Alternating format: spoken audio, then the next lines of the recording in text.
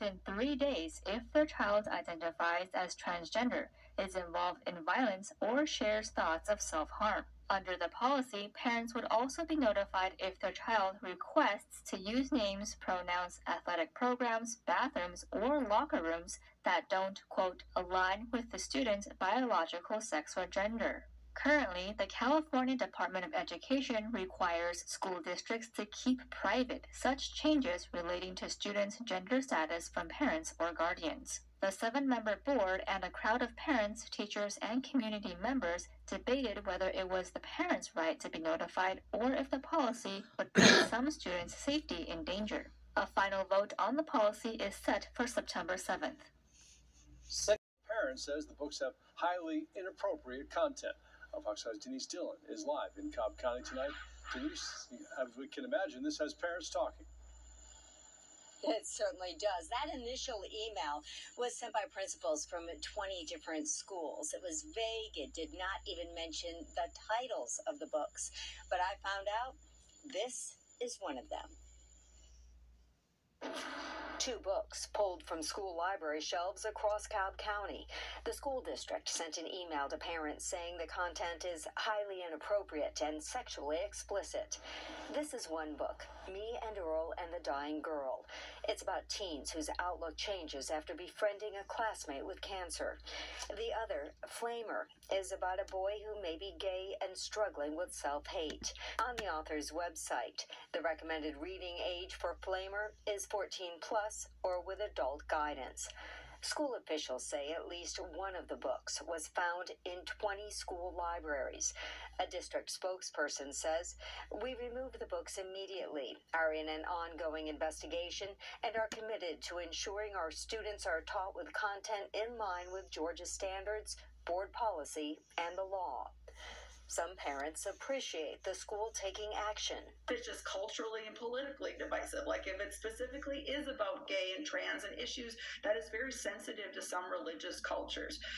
That's why we have the Georgia laws once again in place. Schools should be a safe, neutral setting. Let parents do the parenting. Others say the books should have stayed on the shelves. It's censorship.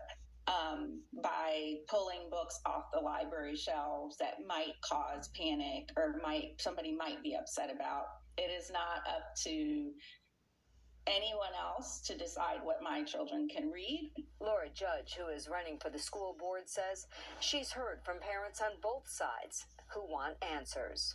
What policy was the district following to remove this book? Then I also asked how long had the books been on the shelves in our schools. And most parents couldn't help but notice that all of this comes just a week after the school board fired a 5th grade teacher for reading a book about gender identity to her class. Reporting live in Cobb County, Denise Dillon, Fox 5 News.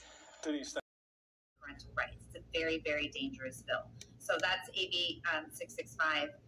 And another horrible bill authored by Senator Scott Wiener is Assembly Bill 957. He and Assemblywoman Lori Wilson wrote that bill, and that bill, again, towards breaking up families, says if there are 2 parents who are separating and are fighting over custody, the parent that is affirming the child's gender identity will be the favored parent, and that will actually make law that affirming a child's self-selected gender identity with no age limit. So any child, in fact, Lori Wilson used the example of a 7-year-old. If your 7-year-old comes home, you must affirm their gender, because affirming a child's self-selected gender identity is in line with their health, safety, and welfare. If both parents do not affirm their child's gender identity, then they will both be found to be jeopardizing or acting contrary to that child's health, safety, and welfare, and both will risk losing custody. Then there's Assembly Bill 1078, which Pearson says would take local control away from school boards. It says school boards can do whatever they want. However, if you do whatever you want, then and it doesn't align with what the state is requesting that you do, you could be defunded, you could be fined. You will be publicly doxxed. Board members who object to the state California's really fucked up. They always do recommendations. The state recommended. It really is. And we've already seen that happening. We've already seen Tony Thurmond come down to local school boards. We've seen Rob Bonta, Gavin Newsom open up an investigation of the Temecula Valley Unified School District. They were, when they were threatening to not adopt Gavin Newsom's and his wife's curriculum, they opened up an investigation. They threatened to fine them $1.5 million, and the school district backpedaled and are now working with the state to find a compromise about the curriculum. Then we have Senator Portantino's bill, SB 596. That makes me sick. Drafted in. Were taken to the hospital. No word on how they're doing or whether any charges have been filed at this point. And a Colorado man is accused in the murder of an Atlanta man. FBI Atlanta agents arrested David Kinney Jr. at an apartment in Clayton County. Agents say Kinney shot and killed Jaden McKinnon at the Willow-Est and Lindbergh apartments on August 13th and stole his French bulldog. Just days before, authorities say he shot and killed another person in Aurora, Colorado. The dog has been returned to the family. A sad development tonight in the case of a Meriwether County mother of 3 who disappeared 2 years ago. FBI officials have just confirmed that human remains discovered last December are those of Olivia Fowler. Fox 5's Joy Dukes joins us now at the live desk with the latest details on that. Very sad, Joy. Yeah, Russ, Olivia Fowler was reported missing on October 14, 2021, just a week after the 2-year anniversary of the young mother of 3's disappearance. Officials say the missing persons case is now a death investigation. And Fowler was last seen on August 13th walking down a rural road by a Georgia Department of Natural Resources ranger who knew her. Investigators say they followed up on dozens of leads over the course of some months, but no new developments were reported until the FBI joined the investigation last year. Last December, a tip led Meriwether County investigators to finding human remains along a rural road. Those remains were taken to the GBI Crime Lab, and a sample was sent to the FBI's crime lab in Quantico. On Tuesday, officials announced the remains were a DNA match for Fowler. Loved ones told Fox 5 in an interview last week they still have many other questions about what happened to Olivia. It's frustrating to not be able to give her children answers, you know. It's frustrating to not be able to know what happened, where she's at, why it happened, how it happened, who all was involved. I mean, that's the hardest thing. Officials say the death investigation is ongoing. If you have any information, contact the Meriwether County Sheriff's Office, or you can submit a tip anonymously to the FBI. You can find that information on how to get in touch by clicking on this story inside the Fox 5 Atlanta News app. At the live desk, Joy Dukes, Fox 5 News. Joy, thanks. To expand the search for the 2-year-old. And the Cobb County homeowner is arrested, accused of making terroristic threats against his neighbor. We talked to the man on the receiving end of those threats, who says while he's relieved, he still has some safety concerns. Denise? Books pulled from school libraries across Cobb County. I'm Denise Dillon.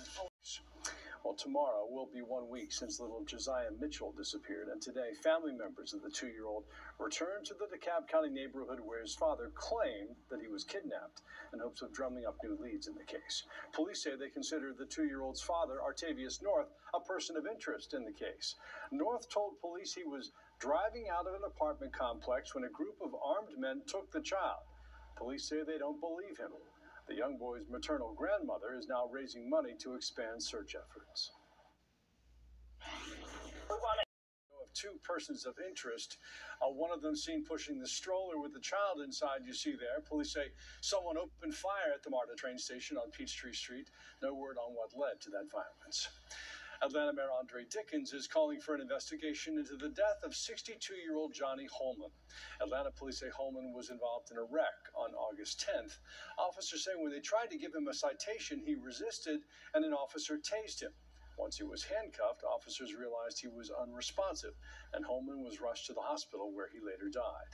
Mayor Dickens released a statement on the incident saying in part, quote, APD leadership will ensure that the officer involved will receive due process.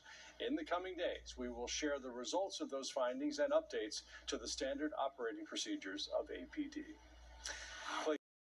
Isaiah Thomas was waiting for a lift with his brother when someone tried to rob him. At some point, shots were fired, and loved ones say Thomas was hit 3 times, and one of those bullets is still lodged in his spine.